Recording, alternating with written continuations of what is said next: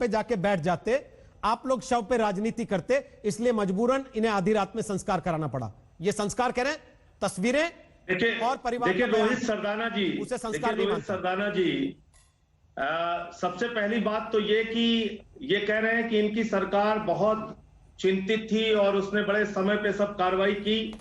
मैं बड़ी विनम्रता पूर्वक आपके माध्यम से पूछना चाहता हूं, भाजपा के जो हमारे मंत्री जी हैं, 14 तारीख को गैंगरेप हुआ, गले की हड्डी तोड़ दी गई, जीभ काट दी गई, रीढ़ की हड्डी तोड़ दी गई।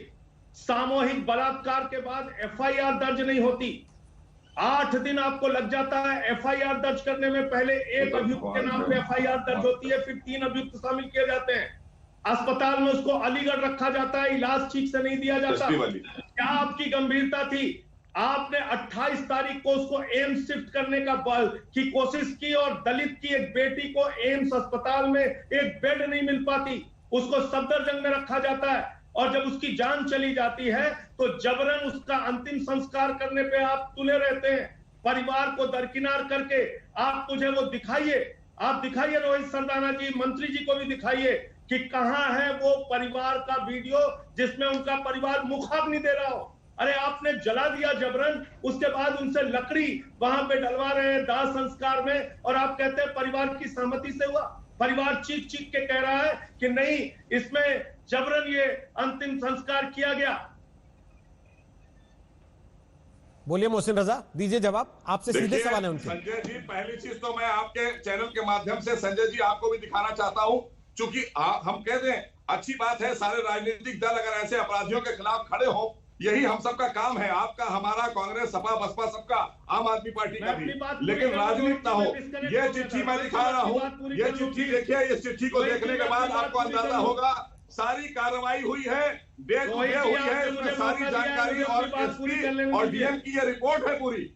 ये डीएम और एसपी की रिपोर्ट है 14 तारीख से लेकर 29 तारीख मंत्री जी को बोलने दीजिए। ये 29 तारीख तक, 14 से लेकर 29 तारीख तक के बीच की सारी रिपोर्ट है। तो आपकी बात को सही माना जाए या हमारे जो अधिकारी काम कर रहे हैं उनकी बात, ये राजनीतिक मुद्दा नहीं है, ये बहुत संवेदनशील मुद्दा है, इस पर राजनीति नहीं हम करने बैठे हैं। संजय जी, बिल्कुल आपकी बात से मैं सहमत हूं, हम सब लोग जिम्मेदारी के साथ खड़े हैं, लेकिन आप लोग राजनीति कर रहे हैं, कांग्रेस राजनीति कर रही है। मोहसिन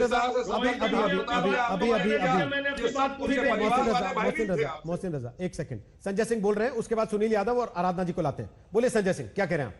देखिए, मेरा ये कहना है कि ये कोई पहली घटना नहीं है, हाथरस का कांड कोई पहला कांड नहीं है, और इसके पहले लखीमपुर खीरी में एक दलित बेटी के साथ गैंगरेप हुआ, उसके शरीर को छत बिछत कर दिया गया। जौनपुर के मड़ियाओं में एक दलित बेटी के साथ गैंगरेप हुआ, उसके शरीर को छत बिछत कर दिया गया।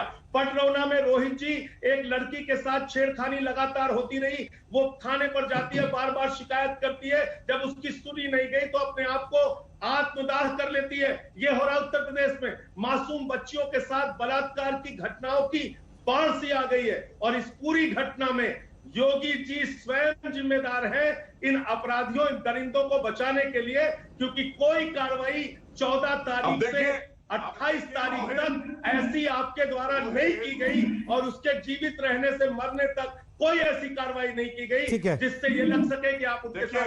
अब एक सेकंड, एसआईटी में कौन पूछताछ करेगा? मतलब देखा मैं एक चीज बताना चाहता हूं, दुर्भाग्यपूर्ण है इसका बच्चा आदमी के हमारे मित्र संजय जी जिस तरह का वक्तव्य दे रहे हैं, वो कितना दुर्भाग्यपूर्ण है। एक सेकंड,